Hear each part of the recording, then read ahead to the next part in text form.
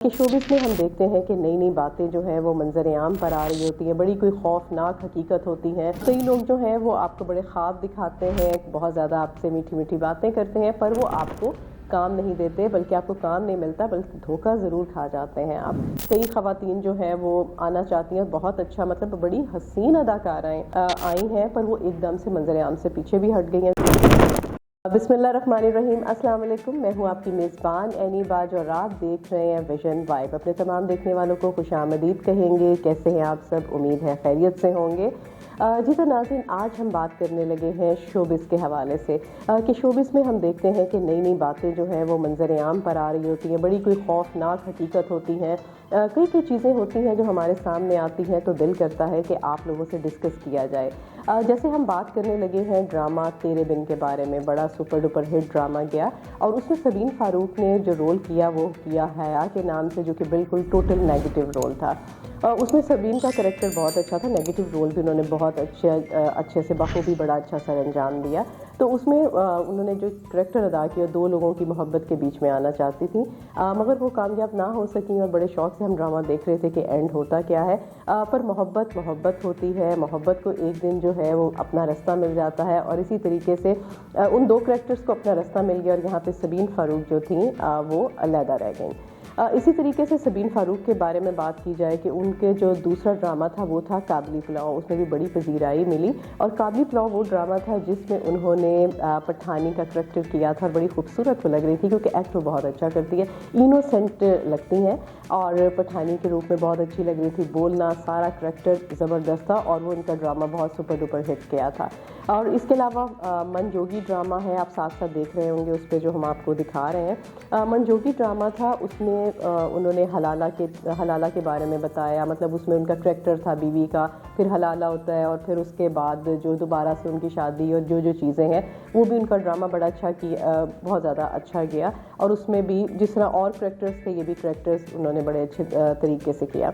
इसी तरीके से सबीन फ़ारूक के एक इंटरव्यू में बात कर रही थी कि शोबिज़ में जो लड़कियां आती हैं तो वो कभी भी बच नहीं पाती हैं। तो उन्हें चाहिए कि जो हरासमेंट के लिए अगर प्रोड्यूसर है, डायरेक्टर है, उन्हें हरासमेंट करते हैं या उन्हें तंग करते हैं, तो उन्हें चाहिए कि अपनी आवाज़ को बुलंद करें। कोई डरने की ज़रूरत नहीं है। आप शट अप कॉल दे दें या आप जो है फौरी तौर पर कोई एक्शन लें। आपका बोलना बहुत ज़्यादा ज़रूरी है।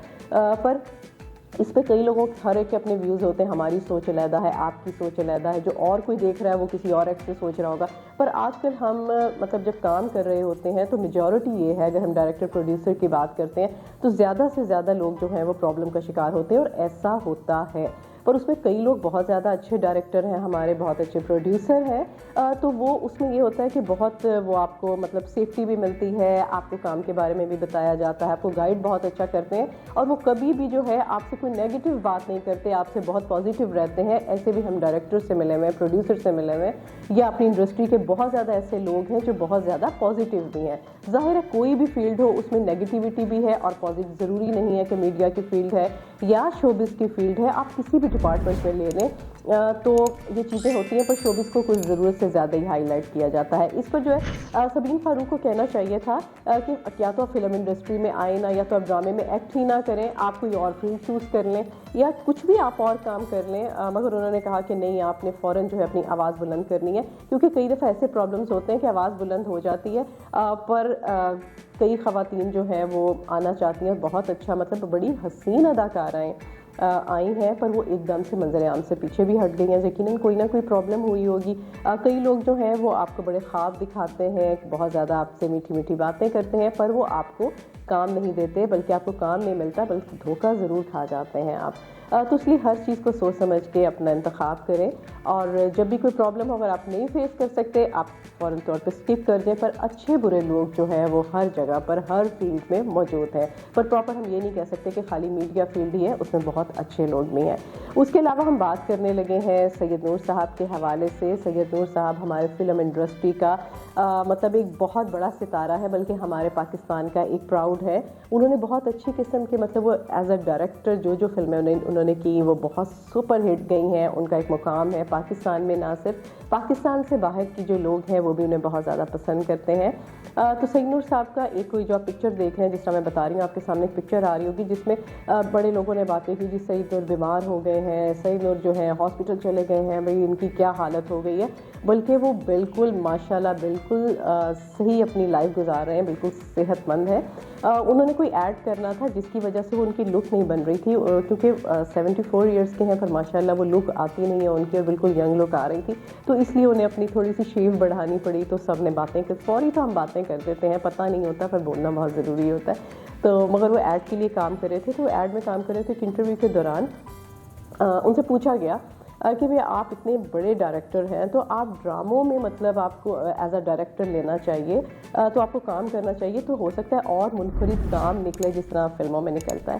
तो उन्होंने कहा भाई पता नहीं शायद मुझे इस काबिल नहीं समझते या क्या है, क्योंकि उन्होंने कहा नहीं फिर आप बहुत ज़्यादा महंगे होंगे इसलिए आपको मतलब कोई एज अ डायरेक्टर ड्रामों में नहीं ले रहा। उन्होंने कहा नहीं ऐसी बात नहीं, 40-40 करोड़ का जो है वो ड्रामा बन रहा है और ड्रामा दुनियापुर जो कि ग्रीन टीवी ने बनाया और सबसे ज़्यादा जो है उन्होंने उस पर इन्वेस्ट किया। उन्होंने कहा जब आप इतने इतने करोड़ लगा सकते हैं तो आप डायरेक्टर को भी आप कह सकते हैं, पर ऐसा मुझे कभी किसी ने नहीं कहा है। तो उस पर यह है कि मे भी शायद ये हो जो हमारे ड्रामास के जो डायरेक्टर हैं या फिल्म उनका ये मतलब व्यूज़ भी हो सकता है कि फ़िल्म और तरह से होती है या फिल्म की डायरेक्शन और तरह से होती है और ड्रामा जो है वो टोटल चेंज होता है। तो इन दोनों चीज़ों में वो डिफरेंस आ जाता है। तो मे भी शायद ये भी बात हो सकती है, पर उन्होंने जो लॉजिकली बात की पर मेरे ख्याल से सईद नूर साहब का जो इतना बड़ा नाम है, अगर वो ड्रामों में भी डायरेक्ट करें तो मुझे लगता है कि हमारे ड्रामे जिस तरह बहुत ज़्यादा मकबूलियत है, तो इस तरह उनके भी पॉइंट ऑफ व्यू हो और एज ए डायरेक्टर जब करेंगे तो मुझे लगता है और 4 चांद लगा देंगे। जी तो नाज़रीन एक बात और भी डिस्कस करने लगे हैं, वो बात है जवेरिया सऊद और माया खान की। और वो लोग बैठे थे प्रोग्राम में, तो माया खान ने कहा कि जो फिल्म के लोग हैं, हमारे एक्टर एक्ट्रेस हैं, वो आपस में एक दूसरे पे बड़े इल्ज़ामात लगाते हैं, कभी कोई इल्ज़ाम लगा जाता है। तो उस पर जवेरिया ने कहा हाँ बिल्कुल, अभी पिछले दिनों ही मेरे पे इल्ज़ाम लगा था और फिर ये है कि इल्ज़ाम इस तरह लगाना नहीं चाहिए जब किसी चीज़ का नहीं पता होता, तो मगर बड़ा दुख होता है इन चीज़ों को फेस करके। वो आपस में डिस्कस कर रही थी, जिस पर जवेरिया ने बताया हमें कि सलमा ज़फ़र जो है वो नज़र आती थी उनके ड्रामों में, उनके एड्स में, उनकी चीज़ों में। ये ज़िंदगी है ड्रामा, उसमें भी उन्होंने बड़ा अच्छा करैक्टर किया। तो उन्होंने सलमा जो ज़फ़र हैं उन्होंने कहा कि इन्होंने मेरे पैसे देने हैं, इनके पास तो मेरा 1 करोड़ या पता नहीं इससे ऊपर भी बन गया हुआ है, तो इन्होंने मुझे पैसे नहीं दिए। जब उन्होंने आवाज़ उठाई तो और लोगों ने भी आवाज़ उठाना शुरू कर दी। जब जवेरिया का घर नया देखा और उसमें हर चीज़ जिस तरह हम दिखाते हैं सोशल मीडिया पे हर चीज़ बड़ी यूनिक थी, तो और लोग भी आवाज़ उठाने लगे कि भाई हमने इनके ड्रामास में काम किया, हमें पेमेंट नहीं मिली है या इतनी पेमेंट कि हमें नहीं दे रहे, तो हम बड़ा परेशानी का शिकार हुए हैं।